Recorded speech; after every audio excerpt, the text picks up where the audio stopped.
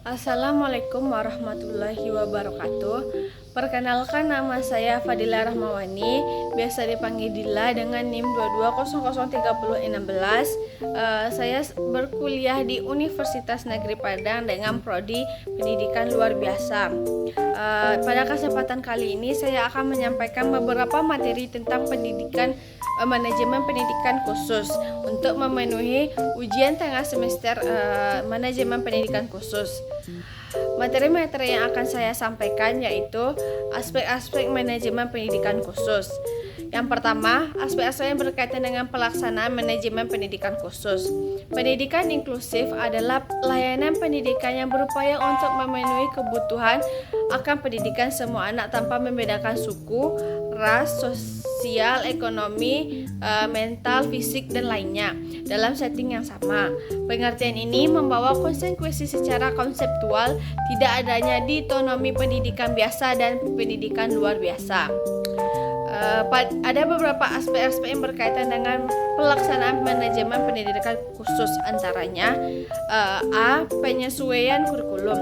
Penyesuaian kurikulum dalam rangka implementasi pendidikan inklusif di Indonesia pertama-tama harus diperhatikan adalah mengubah orientasi kurikulum dari subject center oriented ke child center oriented. Subject center oriented lebih menekankan pada pemenuhan kebutuhan siswa pada materi yang harus dikuasai oleh siswa. Di samping itu, pendidikan inklusif menuntut juga penyesuaian kurikulum dalam hal waktu penguasaan terhadap sejumlah bahan ajar. Artinya, kecepatan siswa untuk menguasai suatu materi pengajaran tidak harus sama dan disesuaikan dengan kemampuan siswa masing-masing secara individu. Dengan penyesuaian semacam ini, dimungkinkan siswa ada yang lebih cepat dibanding dengan kawannya untuk menyesuaikan materi tertentu. B. Pembelajaran. Pembelajaran adalah hakikatnya proses interaksi antara peserta didik dengan lingkungannya sehingga terjadi perubahan perilaku ke arah yang lebih baik. Dalam interaksi tersebut banyak sekali faktor yang mempengaruhi baik secara internal maupun eksternal. Dalam pembelajaran, tugas guru yang paling utama adalah mengkondisikan lingkungan agar menunjang terjadinya perubahan perilaku bagi peserta didik. Dalam pengajaran, pendekatan individu diperlukan 3 langkah utama, yaitu asesmen, intervensi, dan evaluasi. C. Tenaga pendidik. Perencanaan tenaga pendidik harus diawali dengan mendata kebutuhan guru bagi peserta didik, kebutuhan khusus. Kemudian pihak sekolah mengajukan kebutuhan guru ke Dinas Pendidikan. Hal ini sesuai dengan peraturan Permendiknas nomor 70 tahun 2009 pasal 10 ayat 1 menyatakan bahwa pemerintahan kabupaten atau kota wajib menyediakan paling sedikit 1 orang guru pembimbing khusus pada satuan pendidikan yang ditunjuk untuk menyelenggarakan pendidikan khusus.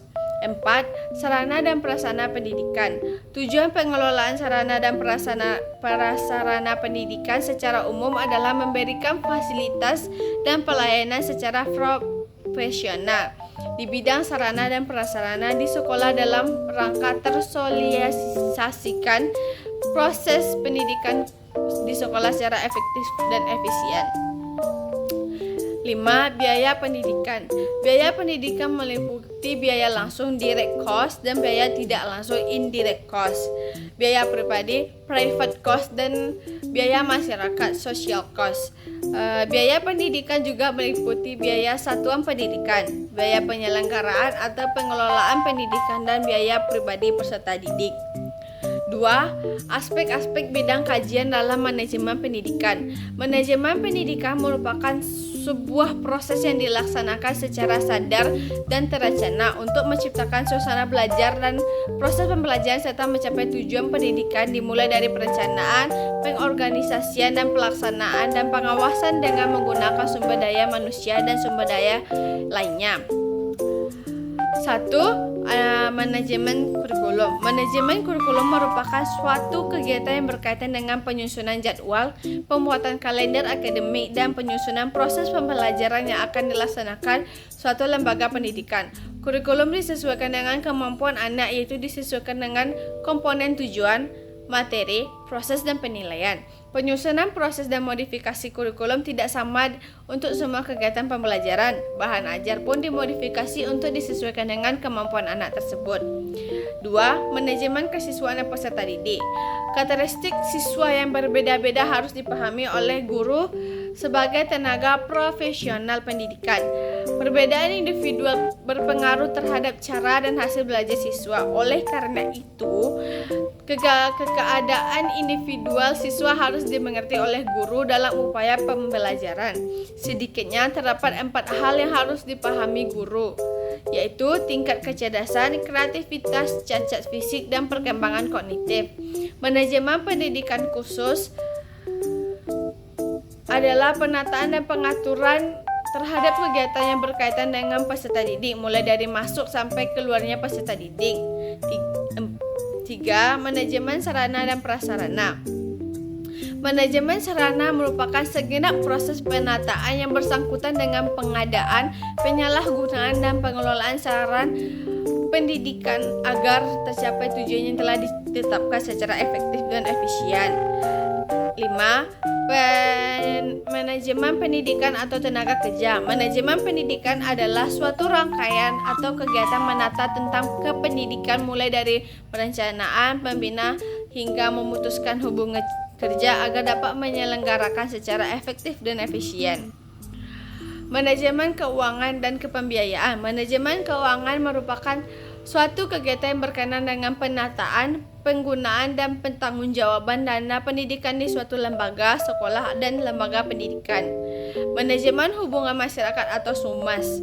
Manajemen humas adalah suatu bentuk usaha sebuah lembaga yang menjalin hubungan timbal balik dengan masyarakat secara seimbang dan saling membutuhkan dan mendukung. Manajemen layanan khusus. Manajemen layanan khusus di sekolah pada dasarnya dibuat untuk mempermudah atau memperlancar pembelajaran agar dapat memenuhi kebutuhan khusus siswa di sekolah. Manajemen layanan khusus di sekolah ditetapkan dan diorganisasikan untuk memudahkan atau memperlancar pembelajaran serta dapat memenuhi kebutuhan khusus di sekolah.